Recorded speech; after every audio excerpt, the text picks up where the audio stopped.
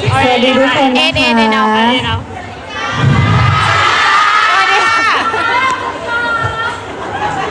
ดูจะพูดยังไงดี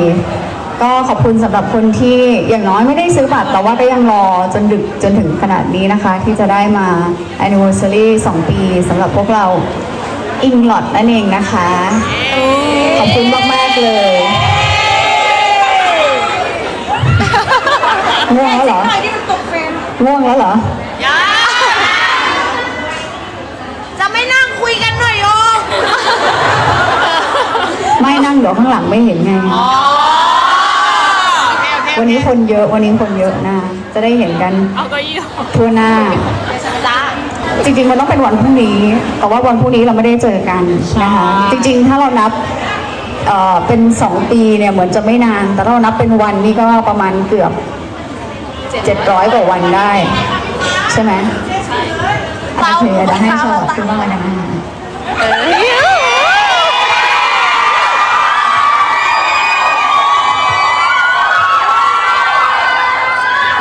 สวัสดีทุกคนนะคะสวัสดีจ้าห่างหายกันไปนานกับการรวมพลคู่อิงลอดนะคะ ก็ขอบคุณที่ดีด้วยขอบคุณที่ยังอยู่ด้วยกัน2 ปีนะคะทั้งคนที่แบบยังอยู่ด้วยกันแล้วก็เพิ่งมาเจอกันนะคะ ก็ขอบคุณมากๆที่รักในเรา2 คนรักในความเป็นอิงลอดแล้วก็ดีใจที่ทุกคนรักกันไม่ตีกันเนาะใช่ไหมใช่ไม่ก็ตีกันไม่มี แล้วขอบคุณมากๆเลยนะคะวันนี้พรุ่งนี้ครบรอบ2 ปีก็ขอให้ทุกคนมีความสุขมากๆแล้วก็รอติดตามซีรีส์ไปด้วยกันแล้วก็ติดตามไลฟ์สไตล์ชีวิตของพวกเรา2 คนไม่ว่าจะเป็นในพาร์ทไหนก็ตามอยากให้อยู่ด้วยกันในทุกๆช่วงนะคะรักเราแบบสบายใจค่ะครับจริงๆมันไม่ใช่แค่ anniversary อิงลอดอย่างเดียวมันเป็น anniversary นะคะสำหรับทุกๆคนเลยไม่ว่าจะเป็นแฟนคลับบ้านไหนก็แล้วแต่ก็ครบรอบ2 ปีนะคะที่เราได้มาเจอกันอยากจะให้ทุกคนนะคะเก็บเกี่ยวความสุขแล้วก็ความทรงจำไว้ให้ดีอย่างน้อยครั้งหนึ่งก็ยังเคยได้บอกลูกหลานตัวเองว่าเคยได้เป็นแฟนคลับนางงามมิสแกรนด์ไทยแลนด์นะคะก็คิดว่าน่าจะเป็นความทรงจำที่ดีหรือเปล่ารู้ว่าทุกคนค่อนข้างที่จะเหนื่อยนะคะแล้วก็ในการติดตามพวกเราค่อนข้างจะใช้ปัจจัยค่อนข้างเยอะเนาะในจะอีเวนต์ต่างๆหรือว่าไลฟ์หรือว่าการสนับสนุนซัพพอร์ตอะไรก็ตามนะคะแล้วก็ส่วนตัวพี่ฟ้าเองไม่เคยรู้สึกว่า2 ปีที่ผ่านมามันจะมีอาจจะมีคนตกหล่นหายไปบ้างแต่ไม่เคยรู้สึกว่ามันน้อยลงกลับรู้สึกว่ามันมากขึ้นกว่าเดิมได้ซ้ำถ้านับตั้งแต่วันแรกที่เราได้เจอกันที่โรงแรมสวิทโฮเทลนะคะก็ขอบคุณมิสแกรนด์ละกันนะคะที่ทำให้พวกเราได้เจอกันไม่ว่าจะเป็นมิสแกรนด์ชุมพรหรือว่ามิสแกรนด์กรุงเทพแล้วก็ผ่านมาวันนี้ก็ถือว่าพวกเราประสบความสำเร็จไปเรียกได้ว่าแบบก้าวกระโดดเนาะในพาร์ทของการเป็นนางงามทุกคนก็คงคอมพลีทแล้วแหละแล้วก็รอติดตามซีรีส์เรื่องอะไร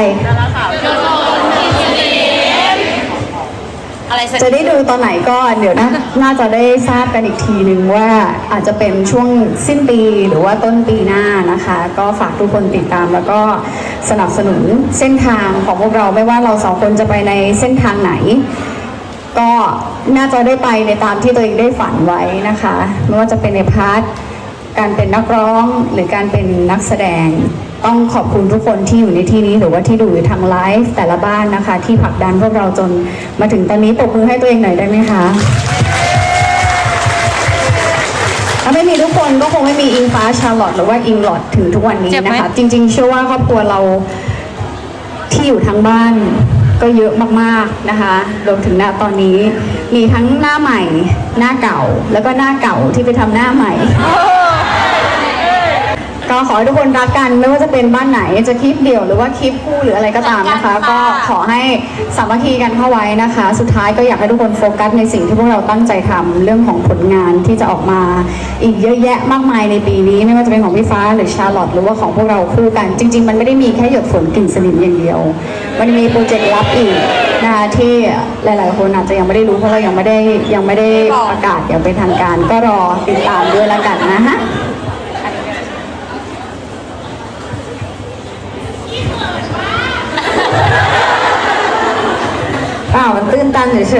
ก็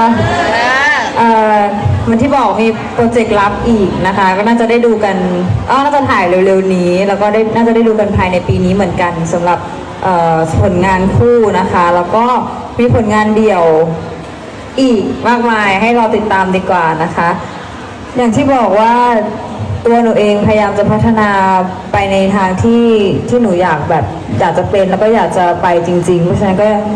มันขาดไม่ได้เลยกับการที่มีทุกคนเป็นกำลังใจให้ในระหว่างทางนะคะไม่รู้ว่าผลลัพธ์มันจะเป็นเหมือนที่คิดไหมแต่อย่างน้อยระหว่างทางหนูได้รู้ว่ามีคนคอยซัพพอร์ตแล้วก็คอยอยู่ข้างๆนี่หนูก็ดีใจมากๆแล้วค่ะส่วนใครที่ด่าใครที่ว่าใครที่ติก็ตามสบายนะคะไม่ตามสบายเพราะว่าเราก็ต้องทำมาหากินทำงานเรื่อยเปื่อยเรื่อยไปนั่นแหละค่ะก็อยากให้ทุกคนถ้าใครที่เป็นแฟนคลับหนูจริงๆจะรู้ว่าทุกครั้งที่เจอใครที่ว่าเราไม่ดีเนี่ยให้เราอะไรนะ ให้เราทำยังไงให้เรามองผ่านไป ให้เราเงียบไม่ต้องไปอะไรให้เงียบไม่ต้องอะไรไม่ช่างมันปล่อยเขาไปเนาะไม่ว่าใครจะด่าหนูหรือด่าเราสองคนนู่นนี่นั่นช่างแม่งไปเถอะเนาะก็พูดตรงยิ่งด่ารู้สึกว่าอีกนิดนึงก็จะมองหน้ากันไม่ติดละสองคนนะคะก็เว้นตำรวจคอมมูนก็ทำงานบ้างแค่นั้นแหละแล้วตอนนี้มองได้ปะน่ะตำรวจคอมมูนคืออะไรเอานี่ไงบอกถามนี่ถามโอ้ยพี่ฟ้าช็อตป่ะพี่ฟ้าหน่อยนางงงมากเอาแต่ตำรวจต้นเรื่องหรอมันอ่ะจริงๆถ้าเป็นอย่างที่ชาลอตพูดเนี่ยทำไมเราถึงต้องเรียกเขาว่าตำรวจอ่ะเขาเป็นใครอ่ะแล้วใครยกตำแหน่งให้เขาเป็นตำรวจมีที่ไปที่มาไหมเอาจริงก็มันก็ผ่านอะไรด้วยกันเยอะแหละก็เชื่อได้ว่ามันก็มีทั้งคนที่รักแล้วก็ไม่มีใครบนโลกใบนี้ที่จะไม่โดนติทุกคนอยู่แล้วไม่ว่าคุณจะเป็นคนดีแค่ไหนบางทีไม่กระทั่งพระก็ยังโดนพวกเราสองคนก็คือคนธรรมดาเพราะฉะนั้นเนี่ยก็โฟกัสในสิ่งที่ดีแล้วกันนะคะสำหรับคำติชมที่เราสามารถนำไปพัฒนาตัวเองได้เราก็จะนำไปปรับปรุงนะคะส่วนอันไหนที่เรารู้สึกว่าติแล้วมันไม่ได้ทำให้เรารู้สึกว่าเราสามารถพัฒนาตัวเองได้ก็ช่างมันสำหรับแฟนคลับอิงลอดก็เชื่อว่าโอเคมีทั้งเด็กมีทั้งผู้ใหญ่มีหลากหลายรุ่นมีตั้งแต่รุ่นเด็กรุ่นคุณแม่รุ่นคุณย่าดีๆรุ่นวัยรุ่นก็เอาเป็นว่าเราก็สามารถที่จะเตือนแดงหรือชิงที่เป็นเด็กๆนะคะสำหรับพี่คนโตก็สามารถเตือนกันได้ว่าอันไหนสิ่งไหนที่เราควรตอบโต้หรือไม่ควรตอบโต้แต่สุดท้ายแล้วนี่ก็รู้สึกว่าด้วยระยะเวลา2 ปีเราก็สามารถที่จะพิสูจน์ผลงานตัวเองมาได้ถึงขนาดนี้ก็สามารถลบคำสบประมาทที่เคยเจอมาได้เยอะแยะมากมายอยู่แล้วนะคะโอเคมีบ้านคู่อิงลอดอยากจะออกมาพูดอะไรไหมคะยังเขียนบทมาเยอะมึงยอมรับตรงๆก็เหนื่อยค่ะแต่ว่าก็พอรักก็เลยยังอยู่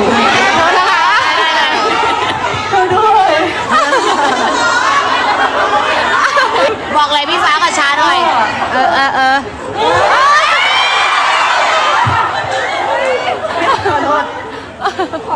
ไม่สามารถจะพูดความรู้สึก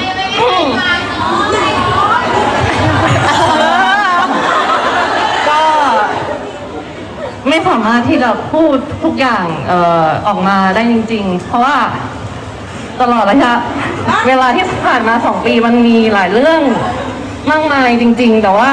ก็ขอบคุณที่ยังอยู่ด้วยกันแล้วก็ไม่ได้ปล่อยมือกันไปไม่ว่าจะเป็นอิงลอดหรือว่าแฟนคลับพูดดีมากเก่งมากพี่เก่งมากเอาอีก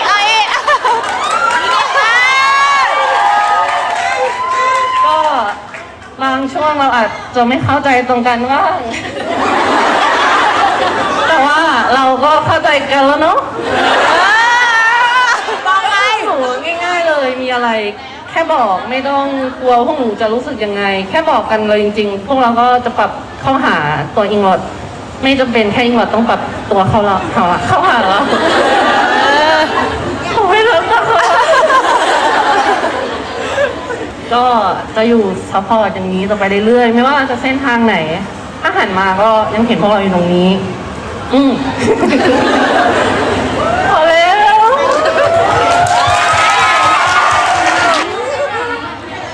โอเค มีโปรเจกต์อะไรต่อไหมฮะ เวียดนามไม่ให้พี่ฟ้ากับชานะ อันไหนเป็นเกี๊ยว อันไหนเป็นพะโล้ เอาวางไว้บนเก้าอี้ก็ได้ค่ะวางบนเก้าอี้ อันนี้มันเต้าหู้เลย หรือว่าชาเอากลับไปเลยหมดเลยอุ้ยเจอพี่ในรอบ100,000 ปี ขอบคุณนะคะ เจอพี่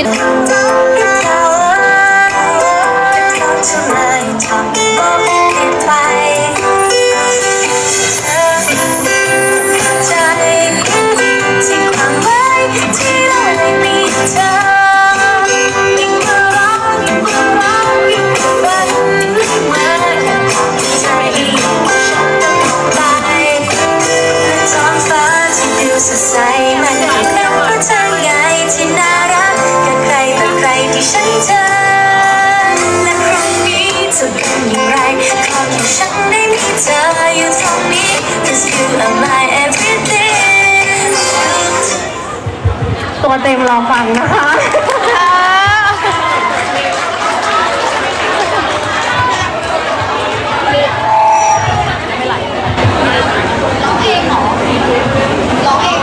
ไม่ อันนี้มีสมาชิกในบ้านเองแบบร้องเองเหรอคะหรือว่า อ๋อโอเคก็เลยจะถามว่าใครร้องอยากเห็นหน้าคนร้องมาก หนู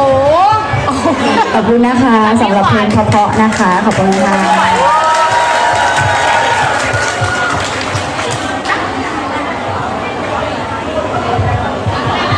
อันนี้คือ2 ขวบเหรอ แล้วมีเพลงอะไรไหม ข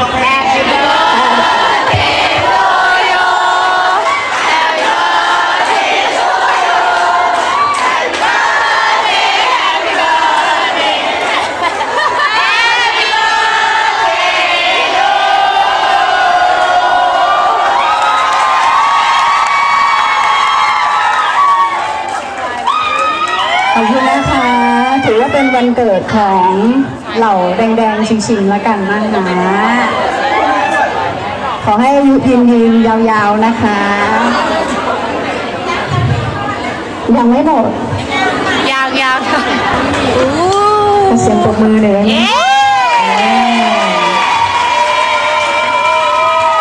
เอายังเปิดป้าย ดึงขึ้นใช่ไหมคะ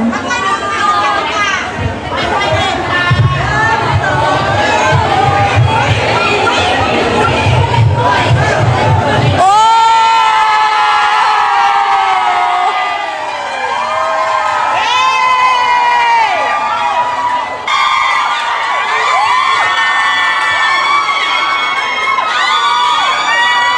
ขอบคุณนะคะ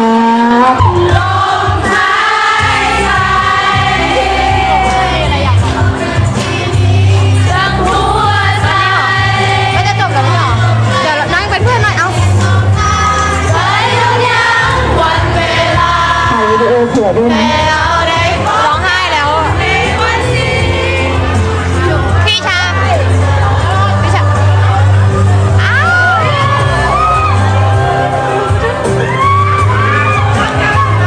รักนะ จริงๆต้องบอกว่าเราเห็นการโดเนทตั้งแต่วันแรกแล้วสำหรับบ้านคู่เริ่มโดเนทของขวัญ2 ปีนะคะ แต่ว่าที่ไม่ได้แชร์หรือว่าไม่ได้เข้าไปคอมเมนต์ใดๆเนี่ยมันเกิดจากความรู้สึกที่เราไม่อยากที่จะกดดันบ้านคู่นะคะ ในการที่จะโดเนทให้พวกเราในแต่ละบาทอะไรเงี้ยก็รู้สึกขอบคุณมากๆที่ทุกคนตั้งใจที่จะทำให้พวกเราในวันนี้นะคะ ก็มาเป็นของขวัญที่รู้สึกว่า นอกเหนือจากเงินหรือว่าอะไรก็แล้วแต่สิ่งที่เราอยากได้มากที่สุดก็น่าจะเป็นเรื่องของกำลังใจ แล้วก็ในทุกเรื่องราวที่มันเกิดขึ้นอะไรก็ตามนะคะ อยากให้ทุกคนอาจจะมีการ เว้นสเปซให้กันเล็กน้อยในเรื่องของความสัมพันธ์ไม่ว่าจะเป็นรูปแบบไหนก็ตามวันไหนที่เห็นเราคุยกันหรือไม่คุยกันก็ไม่ต้องไปตั้งคำถามว่าใครผิดใครถูกหรือว่าใครทำอะไรไม่น่ารักหรือใครอะไรก็แล้วแต่นะคะพอเมื่อไหร่ที่มันเกิดคำถามปุ๊บสุดท้ายก็จะจบด้วยการที่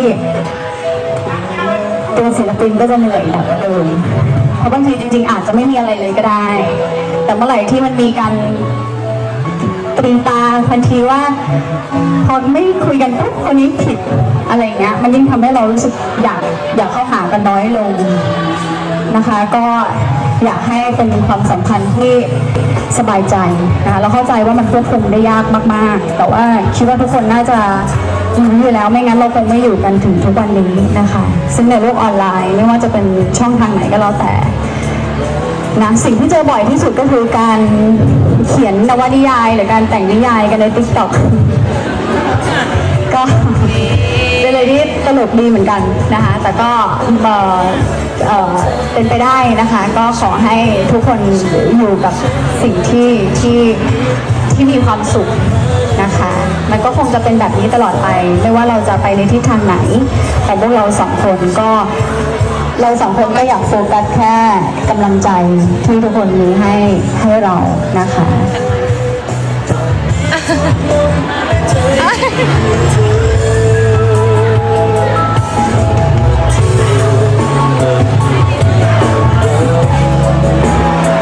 โอเคโปรเจกต์สำหรับชาร์ลอตนะคะก็คือยังไม่เสร็จแต่ก็คิดว่าน่าจะได้ดูกันในวันพรุ่งนี้หรือเร็วๆนี้นะคะที่จะมอบให้บ้านคู่นะคะส่วนตัวพี่ฟ้าเองจริงๆก็ก่อนที่จะล่ำลากันไปในวันนี้นะคะมันน่าจะเป็นของขวัญที่ไม่ได้มีมูลค่าอะไรมากมายแต่ว่าเป็นสิ่งที่เราสังเกตได้ตั้งแต่วันแรกที่เราเจอกันนะคะพยายามไม่อยากจะร้องไห้เพราะว่าตึงหัวตึงจะร้องเลยเดี๋ยวไมเกรนจะขึ้นนะคะพยายามอยากจะให้ทุกคนมีรอยยิ้มไม่ได้มากที่สุดก็คือสิ่งที่สังเกตได้ตั้งแต่แรกๆเลยแต่ว่าของขวัญพี่ฟ้าเนี่ยนอกเหนือจากบ้านคู่แล้วพี่ฟ้ามีให้ทุกบ้านเลยนะคะแต่วันนี้อาจจะต้องขอเป็นบ้านหลักจริงๆก็อาจจะมีบ้านคู่อิงหลอดนะคะบ้านหลักอิงฟ้าแล้วก็บ้านกองทัพอิงฟ้านั่นเองนะคะซึ่งก็เป็นของที่อยากจะให้แล้วก็มีของแทนใจเล็กๆน้อยๆมอบไปกับทุกคนในวันนี้แต่ไม่รู้ว่าจะพอหรือเปล่าก็ลองดูคิดว่าตอนนี้อยู่กันประมาณกี่ร้อยฮะ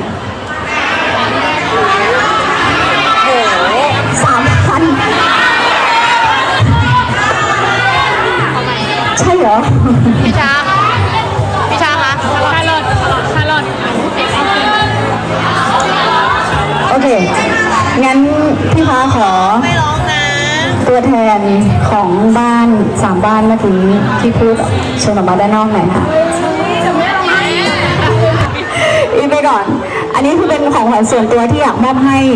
นอกเหนือจากวันครบรอบของบ้านคู่อิงหลอดจริงๆก็ยังมีครบรอบของแฟนคลับทุกๆคนนะคะที่รวมตัวกันทีไรไม่ว่าจะเป็นงานไหนก็กระหึ่มทุกทีนะคะอ่ะ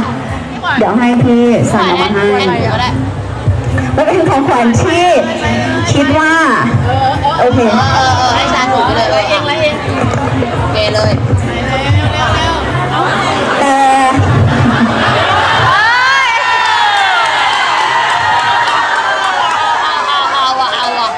่บ้านกองทัพเนี่ยอาจจะให้ไว้เพราะว่าบ้านกองทัพเขาค่อนข้างอู้ฟู่แล้วก็ร่ำรวยมากๆสิ่งที่ให้อาจจะสู้ไม่ได้กับสิ่งที่มีอยู่โอ้ยตีหัวแม่แล้วไม่ได้เป็นของขวัญทางใจอาจจะไปทำประโยชน์อย่างอื่นก็ได้นะคะสิ่งที่สังเกตตั้งแต่วันแรกก็คือแล้วดูพี่ช้างไม่ต้องร้องแม่อย่าร้องนะจ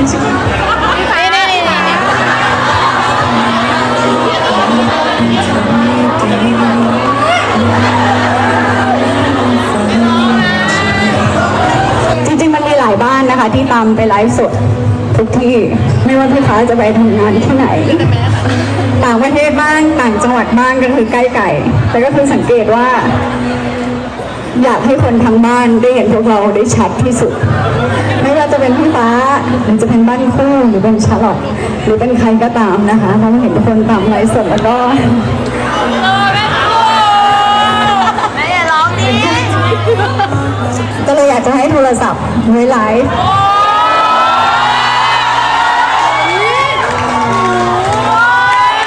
ถือเป็นของขวัญต้องขอบคุณบ้านคู่ก่อนที่จุดเริ่มต้นของการจัดกิจกรรมดีๆในการ anniversary พวกเรา ก็นอกเหนือจากอิงแลดก็ขอมอบให้กับทุกบ้านเลยเพราะมันครบรอบ 2 ปีของทุกๆคนในที่นี้จริงๆนะคะก็ ถือได้ไหม เอาไว้ใช้ประโยชน์แล้วกันเนาะไว้ไลฟ์เพื่อที่แฟนคลับทางบ้านจะได้เห็นพวกเราชัดๆด้วยเพราะว่าบางทีเห็นแต่ละบ้านเป็น Android บ้าง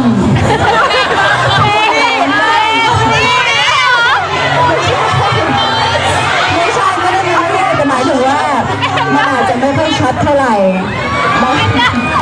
แล้วก็บางคนก็คือเครื่องร้อนบ้างอะไรบ้างอะไรเงี้ยนะคะเพราะไลฟ์พวกเราตลอดเวลาเลยก็ขอรับให้กับทั้ง3บ้านแล้วกันนะคะ เกียร์งูอ่ะ ไม่บ้านชาร์ลอตคือชาร์ลอตก็รวยอยู่แล้ว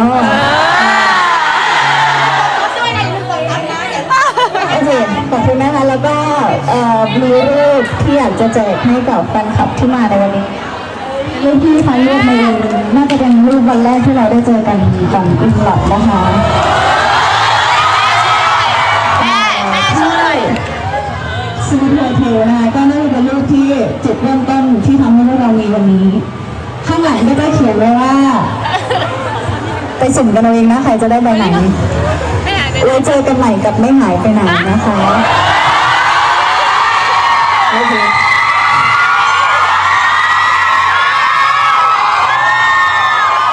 เดี๋ยวให้บ้านคู่เขาเป็นคนแจกแล้วกันนะคะฝากไปด้วยอยากได้นะคะก็มารับได้ เหนื่อย ดีแล้วกันนะคะเราจะไม่ร้องแต่ว่ามันเป็นคนที่อินกับอะไรเรื่องแบบนี้มาก เอาเราเป็นลูก ใช่เพราะตลอด2 ปีก็เห็นทุกคนแบบว่าโอ้โหขึ้นเหนือล่องใต้ไปด้วยกันตลอดนะคะขอบคุณมากๆโอเคเดี๋ยวให้ชาร์ลอตขึ้นมาแล้วก็ เอาพี่ขวัญลืมไปแล้วกลับมาทำหน้าที่ค่ะ รู้ไหมทำไมหนูร้อง อ๋อ เพราะเมื่อกี้พี่ฟ้าบอกว่า ให้แจกให้หน่อย ไม่ใช่ พี่ฟ้าบอกว่า เห็นปลาแม่ไหนอ่ะ เห็นเราใช้ Android ใช่ไหมคือหนูก็ไม่คิดว่าหนูไม่ใช่ว่าหลับอ่ะเนาะหนูก็ไม่คิดว่าพี่ฟ้าจะสังเกตรายละเอียดเล็กๆ ที่แบบมันอยู่ห่างจากพี่ฟ้าขนาดนี้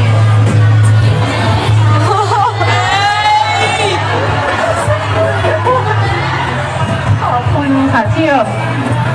เห็นสิ่งที่พวกหนูทำแล้วก็เห็นถึงความรักที่พวกหนูอยากให้จริงๆไม่ต้องการอะไรเลยแค่อยากให้ความรักถึงทั้งคู่จริงๆขอบคุณมากค่ะที่เป็นความสุขให้กัน จริง โอเคขอบคุณนะคะเอาไปให้ชาร์ลอตที่เราสักหน่อยแล้วก็ส่วนโปรเจกต์ของชาร์ลอตนะคะครบรอบน้องจะทำอะไรให้กับแฟนคลับก็ให้ทุกคนรอลุ้นดูกับโปรเจกต์ของน้องด้วยนะคะก็เป็นอีก1 วันที่คิดว่าทุกคนน่าจะอบอุ่นไปด้วยกันนะคะแม้ว่าจะมีน้ำตาแต่ก็คือน้ำตาของความสุขนั่นเองนะคะ วันนี้พวกเรา2 คนก็ได้ว่ามาไกลกว่าที่พวกเรา2 คนคิดตั้งแต่วันแรกตอนที่อยู่กองประกวด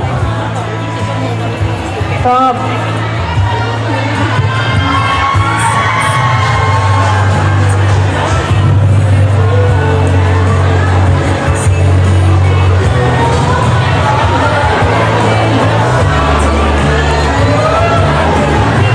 ถามว่าเหนื่อยไหมมันเหนื่อยแหละ แต่ในตราบใดที่ทุกคนยังสู้แล้วก็ยังไหวอยู่ก็จะสู้ไปกับทุกคน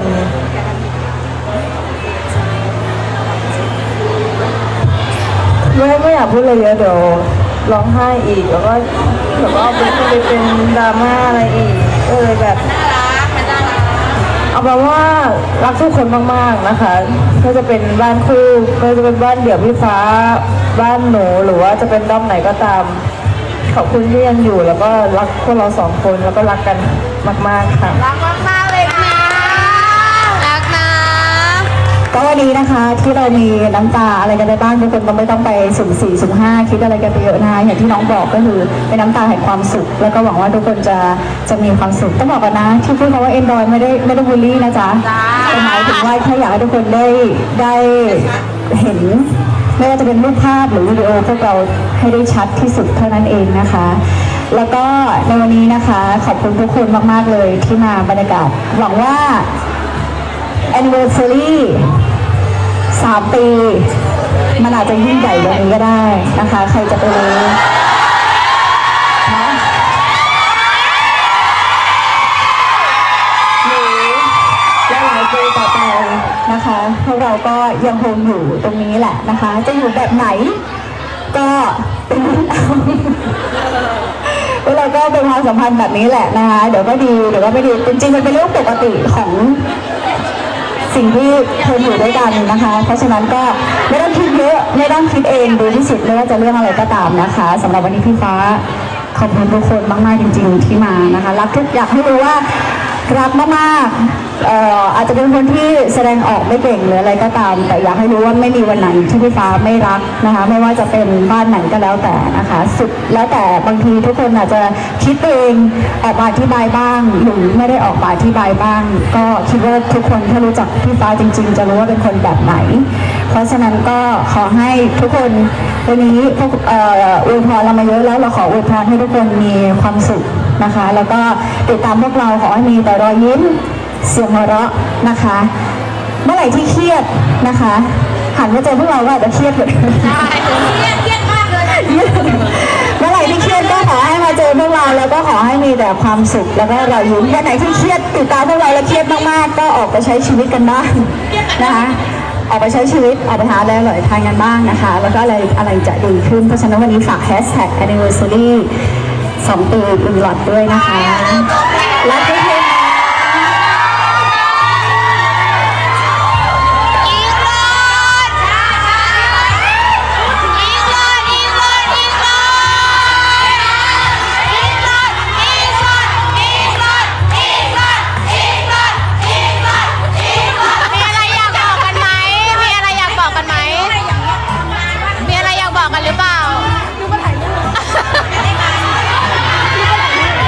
ถ้าจะได้ฝากอะไรถึงกันก็จริงๆไม่มีเรื่องอะไรต้องห่วงแล้วเพราะรู้สึกว่าเรามาอยู่จุดเนี้ยเดี๋ยวให้เขาคิดเป็นอย่าง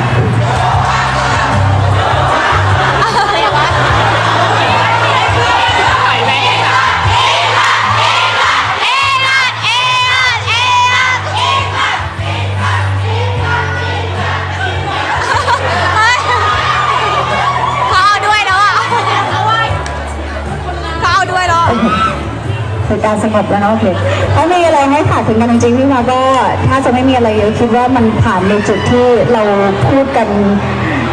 มันมักจะเป็นห่วงกันในเรื่องเดิมๆอยู่แล้วนะคะไม่ว่าจะเป็นการใช้ชีวิตหรือว่าการทำงานใดๆก็แล้วแต่นะคะก็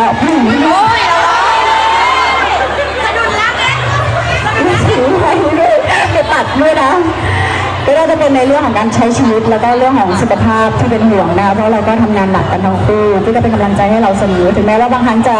คุยบ้างหรือไม่ได้คุยบ้างก็คิดว่าเราก็ยังอยู่ตรงนี้แหละไม่ได้ไปไหนสุดท้ายเราก็ยังต้องเจอกันยังต้องทำงานด้วยกันก็อยากให้โฟกัสแต่สิ่งดีๆเรื่องดีๆแล้วก็โฟกัสชีวิตของเราเองเยอะๆในการทำงานพัฒนาตัวเองต่อไปสุดท้ายพี่ก็ไม่ได้อยากให้เราต้องโฟกัสในเรื่องของพลังงานลบคนที่ไม่ชอบเราหรือคนที่เกลียดเราเพราะคนพวกนี้เขาไม่ได้สนับสนุนเราคนที่สนับสนุนเราจริงๆคือนั่งอยู่ตรงนี้แล้วก็ที่อยู่ทางด้านเพราะฉะนั้นก็โฟกัสในสิ่งที่ดีแล้วเราก็จะดีไปด้วยในสิ่งที่มันจะตามมา anniversary ค่ะ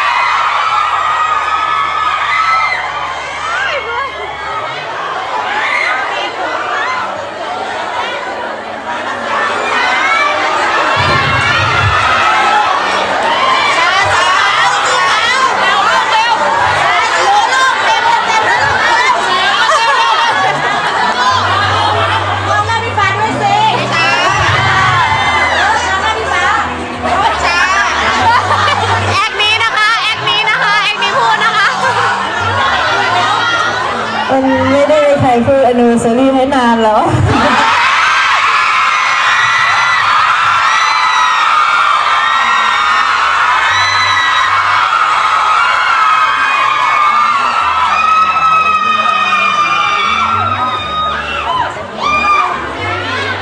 ใครเปิด เออ เพล เมื่อกี้ งอะ เขินจริงก็ ถ้าให้พูดถึง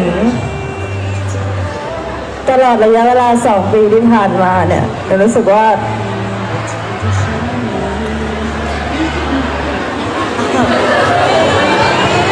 เงียบมันเหมือนไม่มี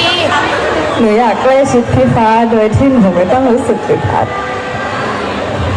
แล้วก็อยากแก้เล่นกับพี่ฟ้าได้เหมือนคนอื่นๆเขาบ้างอย่างเงี้ยแต่ไม่รู้ว่าทำไมมัน อาจจะเป็นเพราะว่ามีกำแพงของตัวเองหรือว่าพี่ฟ้าจะมีกำแพงของพี่ฟ้า ซึ่งหนูก็ไม่รู้จะทำไงมันถึงจะทลายกำแพงนี้ได้ทั้งที่แบบเมื่อก่อนที่ชวนไปเที่ยวอะไรเราก็ไปกันได้อะไรเงี้ย2 ปีมันนานมากแต่ว่าเรารู้สึกว่า อยากมีแบบชีวิตอื่นๆที่นอกเหนือจากการทำงานด้วยกันบ้าง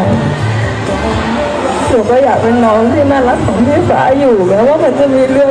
ที่อะไรเข้ามาก็ตามอะไรอย่างเงี้ยแต่ไม่รู้มันนานต้องแบบใช้เวลานานแค่ไหนแต่นี่คือสิ่งที่อยากจะบอกว่าไม่ได้อยากบอกหลังเวทีไม่ต้องการโมเมนต์อะไรอยากให้รู้ไปพร้อมๆกันว่าอึดอัดทุกครั้งที่ต้องทำงานด้วยกันเราไม่ได้แบบอยู่ใกล้หรือว่าเล่นด้วยอะไรอย่างเงี้ยก็หวังว่าในปีต่อไปนะ2 ปีต่อจากนี้หรือว่าจนกว่าจะหมดสัญญาก็อยากจะให้แบบ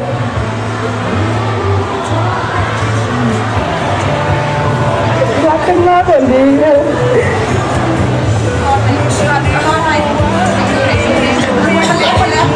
มีทิชชู่อยู่ไหมฮะ อันนี้ทิชชู่ในห้องน้ำปะ ไม่ใช่ใครอะบูลลี่หนูซื้อมา โอเค มาก่อน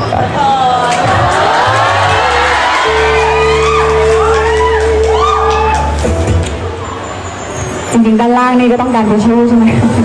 หรือมันร้อน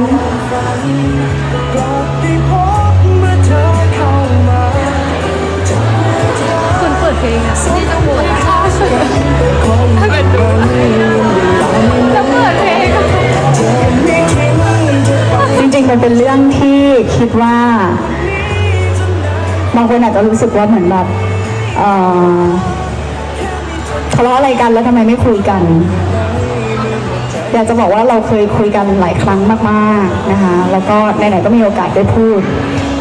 คิดว่าด้วยวัยของเขาแล้วก็ด้วยวัยของเรามีอะไรหลายอย่างที่พี่ฟ้าจะเป็นคนที่ถ้าได้พูดแล้วเนี่ย ไม่อยากพูดบ่อยในหลาย ๆ เรื่องที่โอเคบางทีเรามาเจอกันในการทำงานหรือในการใช้ชีวิตอะไรก็ตามอะไรเงี้ยในบางสิ่งที่มันเกิดขึ้นมันก็เป็นเรื่องที่เราไม่สามารถที่จะบอกทุกคนได้บางทีทุกคนชอบตีตาว่าเป็นคู่ที่แปลกก็แปลกจริงๆแปลกจริงๆนี่พูดตรงๆนะคะแล้วก็สิ่งที่อยากจะบอกว่าที่มันคุยเล่นไม่ได้เหมือนน้องคนอื่นต้องบอกว่าจริงๆบางทีพี่เป็นคนที่ทำงานเยอะมากๆแล้วก็เวลาที่เราทำงานเราเป็นคนค่อนข้างที่จริงจังกับงาน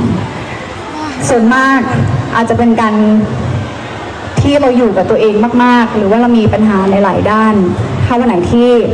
เราไม่ได้เครียดเราก็จะคุยกันได้ปกติได้กับมีพี่เข้าหาบ้างหรือน้องเข้าหาบ้างแต่ในบางครั้งที่พี่เครียดแล้วน้องไม่ได้เข้าหาหรือเราไม่ได้คุยกันก็เลยเป็นโมเมนต์ที่ไม่ได้คุยกันเลยหรือบางทีต่างคนต่างเครียดแล้วเราก็ไม่ได้เข้าหากันต้องบอกว่าจริงๆนอกเหนือจากเรื่องของความสัมพันธ์ในชีวิตประจำวันของแต่ละคนมันมีเรื่องให้ต้องคิดมากมายไม่ใช่แค่เรื่องความรักอย่างเดียวสิ่งที่พี่ฟ้าเป็นตรงนี้มันหนาวมากๆไม่ว่าจะเรื่องอะไรก็ตามเพราะฉะนั้นมันไม่ใช่แค่เรื่องของเราห่วงเรื่องของการขายจิ้นหรือว่าไม่จิ้นอย่างเดียวนะคะมันเป็นเรื่องงานต่างๆที่เราทำหน้าที่ต่างๆที่เรามีอยู่หรือว่า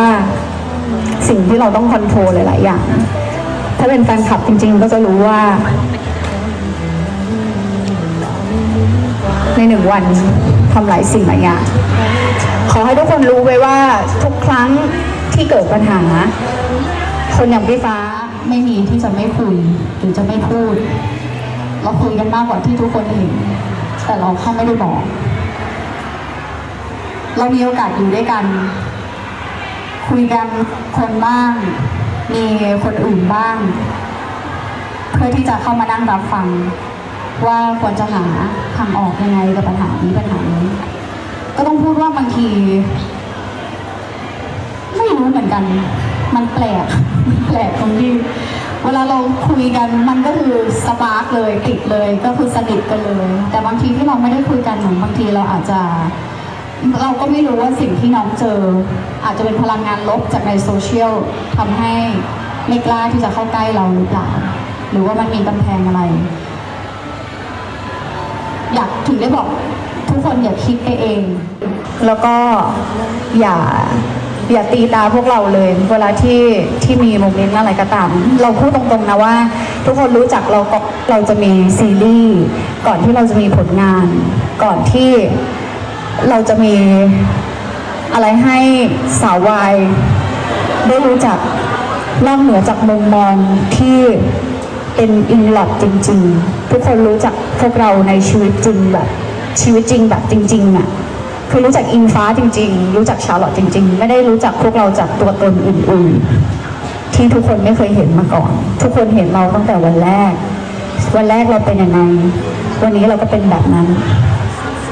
แล้วคนแบบพี่ฟ้าก็ไม่เคยทิ้งใครเมื่อไหร่ที่ทุกคนคิดว่าพี่ฟ้าทิ้งน้องนั่นแปลว่าทุกคนไม่มั่นใจในศักยภาพของชาร์ลอตว่าเขาไม่สามารถที่จะไปได้ด้วยตัวเขาเองถ้าคิดแบบนั้นถือเป็นการดูถูกความสามารถของเขาจริงๆพี่ฟ้ารู้สึกว่าเขาสามารถไปได้ด้วยความสามารถของเขาเองไม่ว่าจะด้านใดก็ตามเขามีศักยภาพของเขามันไม่เคยมีใครที่ต้องทิ้งกันเพราะสุดท้ายเราอยู่ในองค์กรเดียวกันเราต้องทำงานเราต้องเจอกันไปอีกหลายปีบางทีสิ่งที่ทุกคนคิดไปเองว่าเราเป็นแบบนี้ว่าเราเป็นแบบนั้นเชื่อเถอะว่าจริงๆพวกคุณรู้จักเราอาจจะไม่ถึง 50% ด้วยซ้ำรู้จักเราตัดสินเราจากคลิปสั้นๆจากโมเมนต์สั้นๆซึ่งเป็นสิ่งที่พูดยากมากๆในเมื่อทุกคนอยากให้พูดพี่ฟ้าก็จะพูดและทุกครั้งที่พูดต้องรับให้ได้ขอบอกตรงๆว่ามันเลียวสุดๆแล้วอ่ะมันก็ไม่มีอะไรจะเสียแล้วสำหรับมุมมองสาววายที่มองพวกเราไม่ว่าจะยังไงก็ตามขอให้ทุกคนรักษาหัวใจตัวเองไม่ต้องมารักษาหัวใจพวกเราเมื่อไหร่ที่ติดตามพวกเราไม่มีความสุขลองมองออกไปรอบๆสิ่งไหนที่ทำให้ทุกคนมีรอยยิ้มมีเสียงหัวเราะมีความสุขได้จะออกไปจากตรงนี้พวกเราก็ไม่ว่าแต่เราจะขอมากไปไหมถ้าไม่ต้องกลับมาทำร้ายพวกเราเพราะพวกเราก็คือคนเหมือนกันเราต้องใช้ชีวิตเราต้องทำงานเรามีสังคม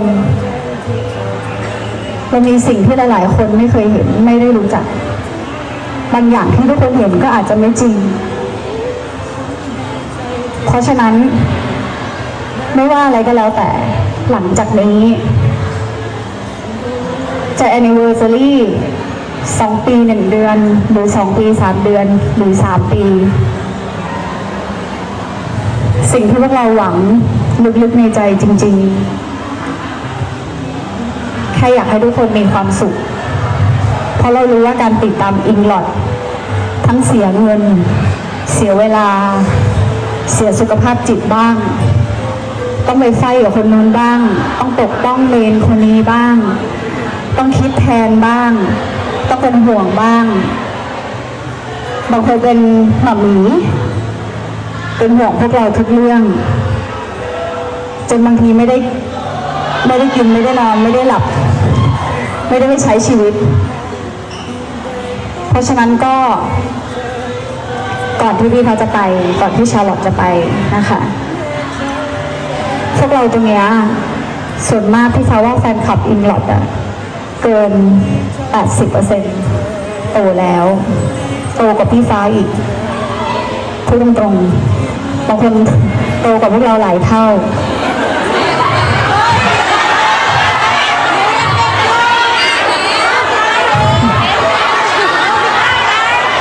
เพราะฉะนั้น ไม่โอเคพูดเรื่องอายุไม่โอเค เพราะฉะนั้นบางอย่าง ไม่โอเคนะเนี่ย20เรา20บางอย่างทุกคนต้องคิดได้ แล้วก็ ผลงานที่กำลังจะผลิตออกมา ไม่ว่าจะเป็นผลงานเดี่ยวหรือผลงานคู่ พวกเราตั้งใจกันมากๆพี่ฟ้าเชื่อว่าชาร์ลอตก็ตั้งใจมากๆอย่าทำให้พวกเรารู้สึกว่าแม้เราทำผลงานให้ดีให้ตายยังไง สุดท้ายเขาก็ว่าเราเพราะเราเซอร์วิสไม่ดีในเรื่องของโมเมนต์ต่างๆจริงๆพี่ฟ้าไม่ได้กลัวคำว่าขายจิ้นเพราะขายจิ้นก็ไม่ได้ผิดถ้ามีคนซื้อ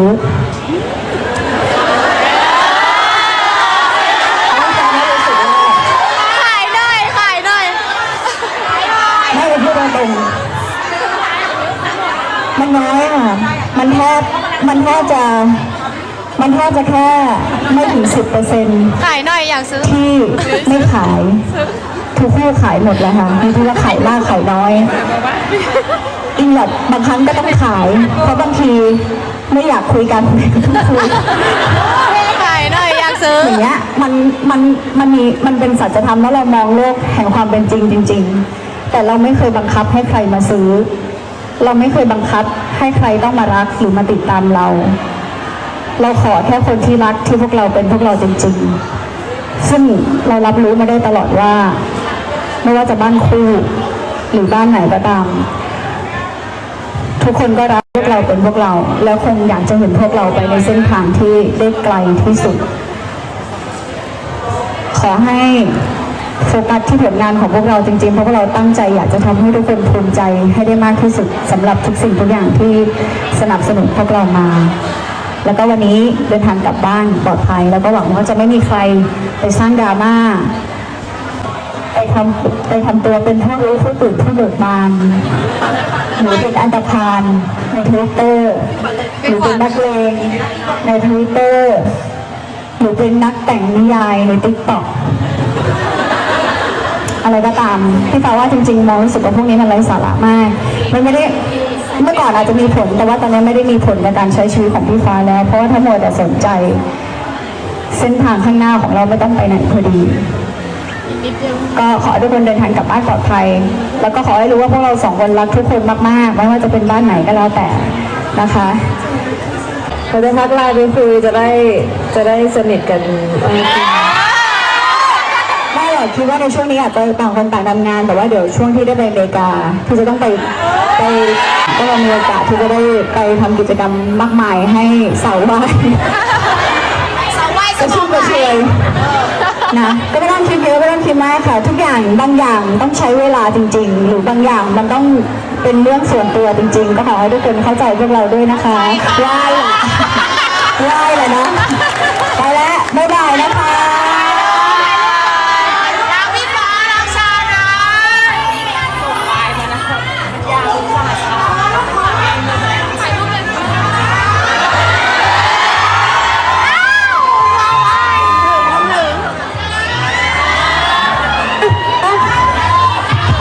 ไปเลยค่ะทุกคนคะขออนุญาต